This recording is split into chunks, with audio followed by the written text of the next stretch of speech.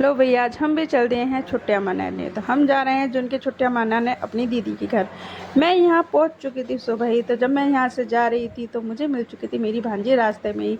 तो मैंने अपनी भांजी का साथ लिया और फिर मैं पहुँच गई अपनी दीदी के घर। वहाँ पर मेरी पहले से ही और बहनें आई हुई थी। तो मैं वहाँ मिली और फिर जाते ही दीदी ने सबसे पहले दिए केले खाने को। दीदी बोली सबसे पहले केले खाओ और सेहत बनाओ और फिर नाश्ता कराऊंगी।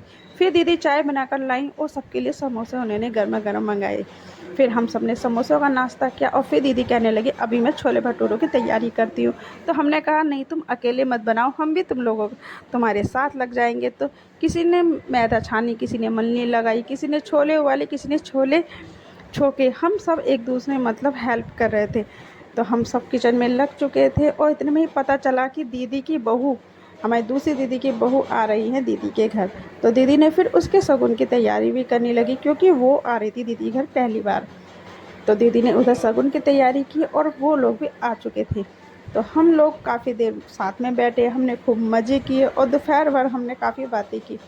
फिर दीदी की बहू ने कहा कि मैं अब तुम लोगों को इनवाइट करके जा रही हूँ कल के लिए, मुझसे आप सबको कल हमारे घर आना है। ये दीदी जो है मेरी पास में ही रहती हैं। तो इनकी बहू बेटे दीदी के घर पहली बार ही आए थे।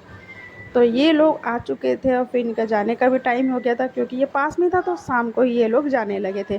फिर इन्होंने भी सबके पैर छुए क्योंकि भाई हम तो मौसी लगते हैं तो हमारे तो पैर छूती ही। तो फिर इन्होंने हमसे विदाई ली और कल के लिए हमें दावत के लिए इनवाइट करके अपने घर गई।